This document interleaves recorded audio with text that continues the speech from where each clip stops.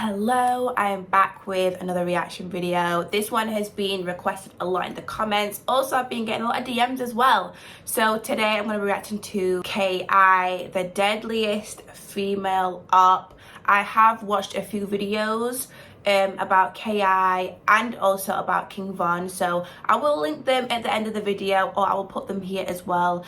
So I do know a little bit about them both, but I'm guessing in this video I'm going to learn more about her. But before I jump into this, make sure you jump over to my Instagram, follow me over there, send me a message, let me know what you would like me to react to next, or you can follow me so you're kept in the loop and all of that good stuff.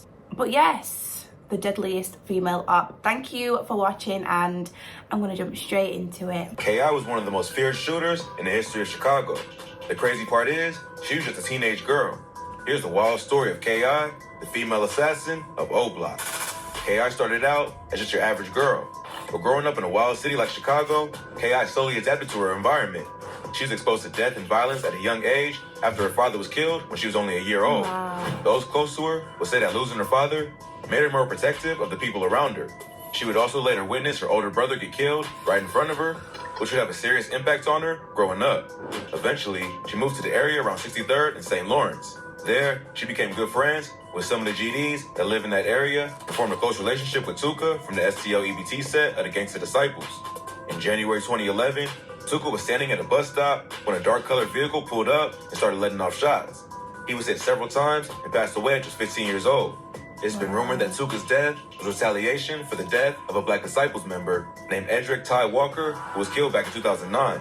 Tuka was a well-loved and respected member of the STL EBT. So after he died, they renamed the area around 63rd and St. Lawrence to Tukaville in his honor. Tuka would go on to become world famous after he was dissed by BD rappers like Chief Keef and King Von.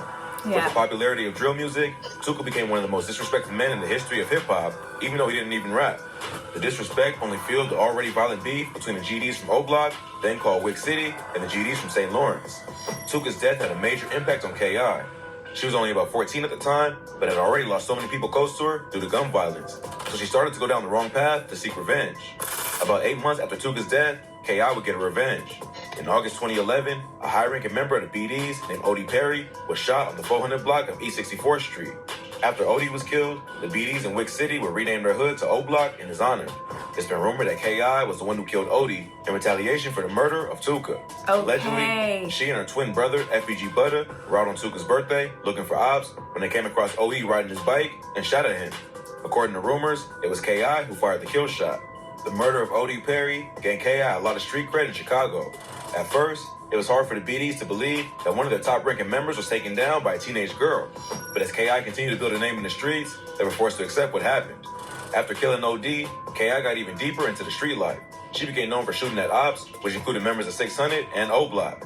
So, even though she was a female, she was becoming a problem to the BDs and was one of their biggest ops. It seemed like KI got addicted to the lifestyle and would shoot at anyone who threatened her, including other females. It's been rumored that KI one shot at another girl who was the cousin of T-Roy, another high-ranking member of O Block. His cousin ended up snitching on her, but KI still beat the case due to lack of evidence and remained on the streets. Plus, she was also known to taunt her ops on social media, often taking shots at dead members of O Block and 600. Yes, I noticed that, a lot of Twitter. I've seen a lot of, people that tweet things on Twitter. And when I was watching the KI and King Von video with them both, explaining things, they both tweeted a lot of things, openly. And I've noticed this is a thing that people do, they openly tweet about things. Or Instagram lives and stuff like that, you know? Plus, she was also known to taunt her ops on social media, often taking shots at dead members of O Block and 600, like OD and Baldy. This would lead to beef online with high-ranking BDs, such as King Von. Von and KI were known to taunt each other on social media, all while pretending to flirt. Even though they were enemies, they had mutual respect for each other as fellow savages. Von even once claimed on an A&E documentary about KI that he had a crush on her back in the day. But many believe that he was trolling and using mental tactics to gain the upper hand. Even though they both respected each other as shooters, they were still ops, and if either one of them got caught lacking in public... Yeah, a lot of people, when I reacted to the KI and King Von video, I was asking you if you felt like King Von was messing with her, or if he was being actually serious. And a lot of people in the comments were saying that they felt like King Von was like kind of playing mind games, kind of like playing around because he did want to get to her, you know, which is just crazy. You know, that was a good video though. Even though they both learned respect a each lot other as from that shooters, video. they were still ops, and if either one of them got caught lacking in public, all bets were off. As time went on, K.I. would continue to build a name in the streets. At one point, members of a set called 800, who were beefing with Tukaville, caught K.I. alone and beat her up. In response, K.I. went to their block and shot at several 800 members. Then, a week later, FBG Zuck's house was shot up by 800, which added fire to the beef between the two sets. Then, on June 24th, 2012, a 13-year-old from the Jarrell City neighborhood named Taekwon Tyler was killed. Taekwon was at a house party with his sister when a gunfight broke out and shots went off. He ended up getting hit with a stray bullet and passed away. A dude affiliated with Jarrell City named Nishan Flowers was later arrested for the murder and sentenced to 55 years in prison. Taekwon was K.I.'s cousin, and she was at the party to witness him get killed. It's been rumored that K.I. was the one who introduced him to the street life and trained him on how to rob and do drills. His death hit her hard, and she would change her name on Twitter to Taekwon Assassin. She would also help form a set called Taekwon World, who would be for O Block, 600, and 800. Wow. So, K.I. now had an army behind her to help her take on her ops, and she continued building her rep in the streets. By this point, she was a fierce shooter who was well known by both the ops and the police. At one point, the local news even claimed that she was responsible for killing at least 20 people, a number which isn't confirmed and likely exaggerated. But it shows how well known she was in the city. But somehow, despite this wild reputation, she was never caught by police. None of the bodies she's rumored to have were ever confirmed because the police weren't able to collect enough evidence to bring a conviction. On March 2014, a 19-year-old member of STL EBT, who went by the name Lil B, was killed by police after allegedly pointing a gun at them while he was being chased. K.I. was also close to Lil B, who was killed on the same street as Taekwon. His death turned her heart even colder, and she would change her Twitter name from Taekwon Assassin to No Surrender Lil B. In the weeks following Lil B's death, K.I. would go on Twitter to vent her feelings and reflect on some of the pain that led her down the path she was on. She would tweet, "Money coming, money going, it ain't like you can take it with you. In the end, we die." And Go back a second. "Coming, money going, it ain't like you can take it with you. In the end, we die." And I didn't see too many of my in the casket. So it seemed like K.I. was in a pretty dark place, and all the pain of losing her friends and family members in the streets is what turned her into such a savage killer. After Lil B's murder, K.I. hit the streets to take her pain out on the first op she could come across. That ended up being a dude named Blood Money from the BD set Front Street, the cousin of Chief Keef. Blood Money was standing outside his home on the 5600 block of South Elizabeth Street when he was shot in the chest. His cousin, Darnell Patton, was also shot in the stomach, but later pulled through. Blood Money was just 30 years old and the father of 5 children. Just 2 weeks before he was killed, he had signed a deal with Interscope Records, so his death was a major loss to O Block.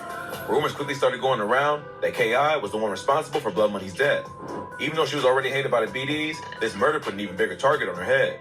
Less than 24 hours later, K.I. would be shot and killed in the Woodlawn neighborhood. Around 3:30 p.m. on April 11, 2014, K.I., along with FBG Butter and another friend, were walking to the house of FBG Wooski to get lunch. K.I. had recently revealed her location on Twitter, which must have been seen by her ops. While they were walking, a shooter in a gray hoodie approached them and started letting off shots before hopping into a getaway car. All 3 were hit, and K.I. ended up getting shot 9 times in the jaw, neck, and chest. She was rushed to the hospital, but pronounced dead around 5:43 p.m. The murder of K.I. remained unsolved for many years, but the word on the street was that it was done by O Block members T-Roy, Big A, and even King Von. The day after K.I. was killed, a bunch of dudes from FBG, including Lil J, FBG Butter, and Wooski, shot up O Block. Both Big A and T-Roy would later be killed by members of the GDs in retaliation for K.I.'s death. But for years, King Von managed to escape both the ops and the police. But Von would end up being killed in unrelated beef after bumping into Quando Rondo in November 2020. After his death, police will reveal that Von was the primary suspect in the murder of K.I. In July 2021, a police report about K.I.'s murder leaked to the internet, which listed Davon Bennett, aka King Von, as a primary offender believed to be responsible for the murder of Jakira Barnes. According to the paperwork, Von was brought in for questioning, but later released. He provided 2 different alibis for the night of the shooting, but neither confirmed where he was exactly when the shooting happened. He also agreed to take a polygraph test, but never actually went through with it. Yeah, I Despite the remember cops' that. suspicions, the DA refused to prosecute, and the case was never officially solved. So it seems like someone leaked the paperwork to confirm the rumors that Von was the one who took out the notorious K.I. Sadly, the story of K.I. isn't all that uncommon, except for the fact that she was a girl. Plenty of teenagers growing up in a city like Chicago turn to the streets after witnessing people close to them get killed. The only thing unique about K.I.'s situation was that she started out as an innocent teenage girl, but quickly transformed into a ruthless shooter. Police believe that she was involved in dozens of shootings and several murders, even though she was only 17 when she died. But like many kids from the South Side, K.I. was forced to adapt to her environment and unfortunately never got a chance to make it out of the streets. I'm a therapist who goes to therapy. Okay, we've got an advert. Some people... But that is the end of the video. Yeah, so there was so much more that I've just found out. I have heard about KI, but not to that. Not, you know, that much information. And like he was saying at the end of the video, like, it is sad how this just happens. And I always say this, but it's just, you know, it just happens. And it seems like everybody's retaliating, and like you know, they were saying it's like a cycle. But yeah, KI, what a story. Let me know what you think about this video. Let me know what you think about KI as well in the comments and this whole story. And if there's anything else you'd like me to react to, then let me know in the comments. But anyways, guys, thank you for watching, and I will see you very, very soon in the next video. Bye.